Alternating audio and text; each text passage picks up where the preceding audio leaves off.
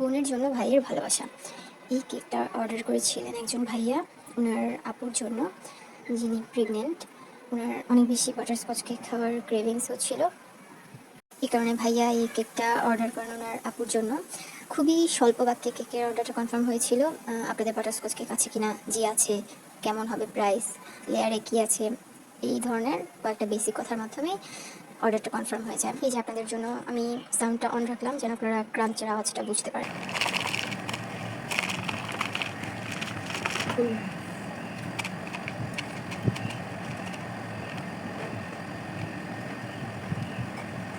তো আমি এই তো কেকের প্রতিটা লেয়ারে আপনারা দেখতে পাচ্ছেন আমি ক্যারামেল সস দিয়েছি, সল্টেড ক্যারামেল সস, যেটা আমি হুইপ করে ইউজ করেছি।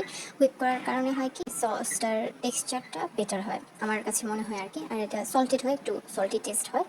এটাই যেহেতু অনেক বেশি মিষ্টি থাকে, ওই মিষ্টিটাকে ব্যালেন্স করার জন্য মাঝে সল্টেড ক্যারামেলটা ইউজ করা হয়। এবং যে ক্রাঞ্চটা দেখতে পাচ্ছেন, ওই ক্রাঞ্চটা হচ্ছে ক্যাশনাট দিয়ে করা একটা ক্রাঞ্চ।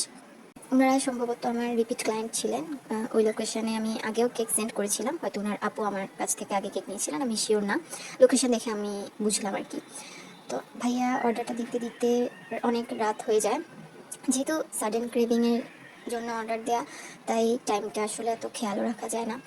তো আমি রাতে কেকটা রেডি করতে পারিনি। আমি বাকি সব জিনিস যা সম্ভব আমি রেডি করে রেখেছি, কেননা কেক ডেকোরেশনটা আসলে অনেক লং প্রসেস, একটা লম্বা একটা সময়ের কাজ, অনেক সময় নিয়ে করা লাগে। যদিও কেকটার মধ্যে কোনো ডিজাইন ছিল না, এরপরও আমি এই কারণে কি করলাম, ডিজাইনে আমি হাত দিলাম না। আমি বাকি যা যা জিনিস রেডি করার লাগে আমি সব রেডি করে রেখে দিয়েছি। আমি কেকটা বানিয়েছিলাম সকালবেলা, যেহেতু আমার ডেলিভারিটা ছিল বিকালের দিকে, তাই আমি চেষ্টা করেছি সকালে যত তাড়াতাড়ি কেকটা বানানো হবে, ডেলিভারিটাও তত ইজি হবে।